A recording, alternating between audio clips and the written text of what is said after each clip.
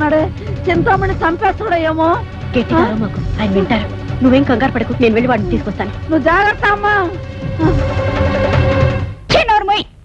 దేవుళ్ళంటే ఆయన్ని ఇంటి నుంచి బయటికి గంటడానికి నీకెంత ధైర్యం రా? చింతామణి, నేను ఒక బజార్ మనిషిని చూడకుండా ఎంతో గొప్ప మనసుతో నా మెళ్ళలో తాళి కట్టిన మహానుభావుడు ఆయన.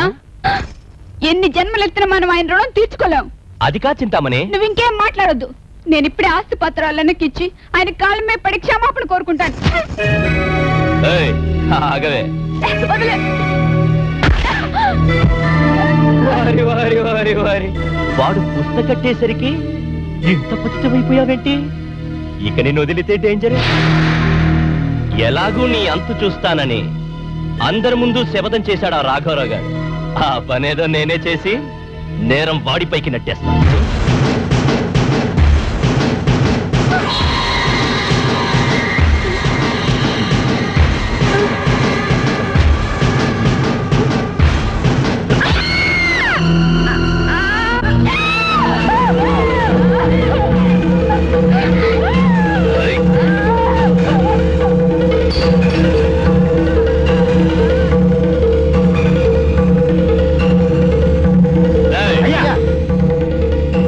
అది పట్టుకోండిరా.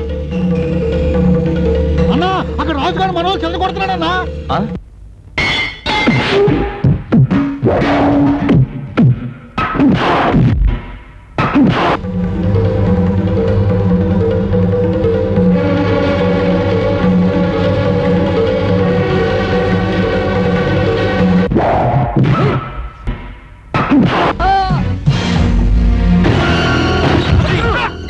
రాజు, చింతామణి చంపడానికి మీ బావను పోలీసులు తీసుకెళ్తున్నారు.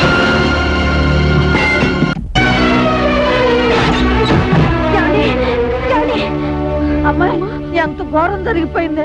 చింతామణి చంపేశారని అల్లుడు గారిని పోలీసులు పట్టుకెళ్లారు. లేదు, చింతామణి నేను చంపలేదు. అమ్మాయి జానకి, ఆగమ్మా. అమ్మా జానకి. బావా, ఉంటాను. ఇన్స్పెక్టర్, మా బావను వదిలిపెట్టండి. ఏమిటి వదిలిపెట్టాలా? నీకేమైనా మతిపోయిందా? ఆయన గారు చింతామణిని మర్డర్ చేశారు తెలుసా? చింతామణిని చంపింది మా బావ కాదు, నేను.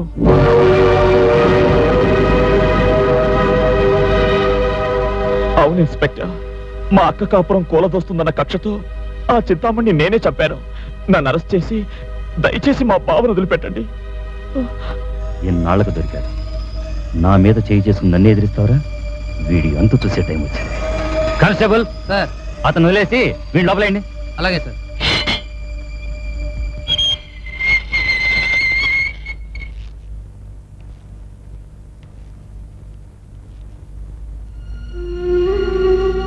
రాసు, తొందరపాటులో ఎంత తప్పు చేసేవారా? బావా, అన్నీ తెలిసి నువ్వు ఆ చింతామణిని ఎందుకు చంపావు? ఏమిట్రా రాసు, ఎందుకురా ఇంత పని చేశావు? అక్క నువ్వు ఎప్పుడూ సంతోషంగా ఉండాలి, అందుకే ఈ పని చేశాను. రాసు,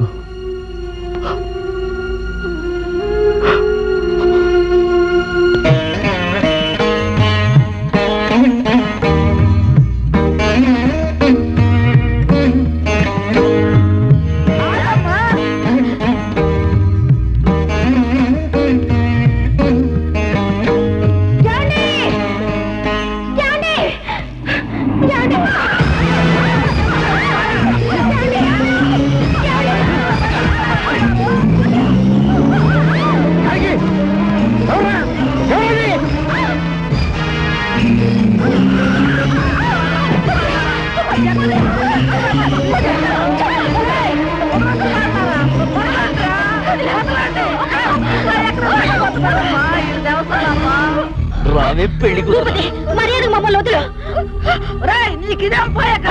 నోరు పుయ్యవే ముసల్దానా. వారి వారి వారి వారి ఎంత పొగరే నీకు.